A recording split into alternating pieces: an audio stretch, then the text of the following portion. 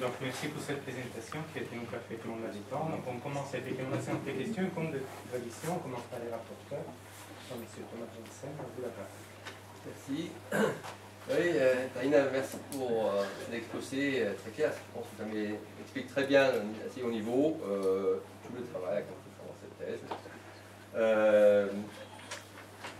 Tu t'es attaqué à un sujet difficile. Je pense que apprendre à commencer à formaliser C++, il faut une certaine adresse pour juste commencer à faire ça. Je ne suis pas sûr qu'il y a beaucoup de monde qui aurait aussi faire ça. Donc j'ai salué ce courage.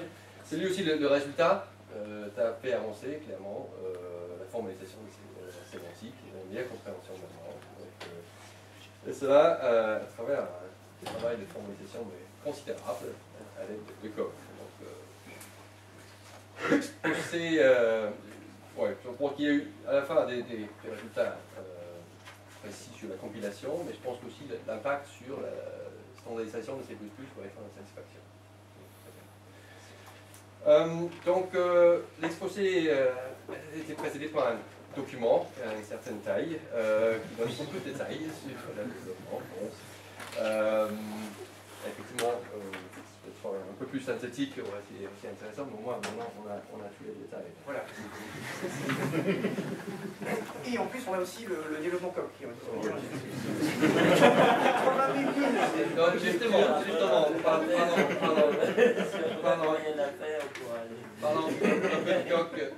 Alors, en fait, pourquoi COP? Alors, pour plusieurs raisons.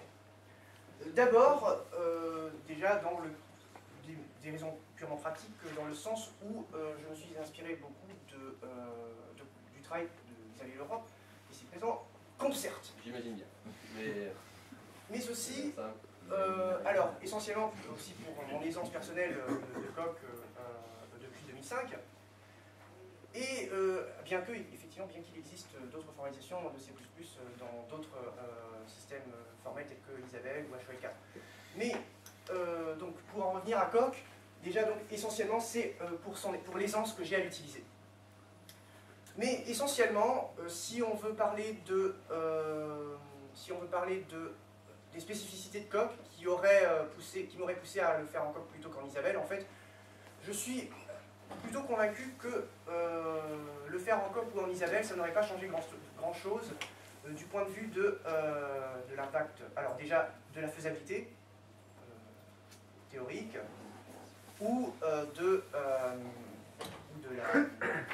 la faisabilité théorique ou même du résultat qu'on obtiendrait à la fin. Donc essentiellement, il n'y a pas de caractéristiques propres à Coq que j'ai vraiment utilisé à fond et qui discriminerait par rapport à d'autres prouveurs, d'autres assistants de preuve. Cette façon d'implémenter les ajustements, vous voulez dire? Pourquoi on a l'ajustement? Alors, oui, l'ajustement, on l'a donc, comme je le disais ici, parce que lorsque j'appelle la méthode f ici sur D, alors que f n'est implémenté que dans B2, eh bien, je vais entrer dans f, et f attend un B2 et non pas un D. Et donc, je dois caster D en B2, avant d'entrer dans le corps de f. Et donc, ce casse de D dans B2 n'est pas nécessairement trivial. Mais ici, B... Mais ce f, moralement, c'est pour un objet de type dérivité, donc alors, on pourrait s'attendre à ce que... c'est-à-dire que, oui, on considère d'abord effectivement qu'on n'a pas besoin de copier f de B2, de la copier spécialement pour D et de la copier pour tous les objets de... Oui, voilà. Quand on compile un programme C++, on essaye, dans la mesure du possible, d'éviter la duplication de code. Où tu fais l'hypothèse que tu es dans un modulaire et... Ah oui, aussi, effectivement. On a le problème de savoir si on compile des bibliothèques qu'on veut ensuite linker pour d'autres programmes, et donc on ne veut pas, entre guillemets, si le programme appelle une fonction f qui est définie dans la bibliothèque, il ne faut pas qu'il fasse l'hypothèse que f est défini dans D, etc. Voilà. Donc si on avait l'héritage simple, on n'aurait pas besoin de delta. Voilà, en héritage simple avec Java, alors, sans les interfaces. En héritage simple avec Java, on n'a pas besoin de cette ajustement puisque tous les sous-objets, comme il n'y a plus au plus un seul sous-objet d'héritage en dehors des interfaces. Un seul sous-objet d'héritage en Java, ils sont tous à offset 0 dans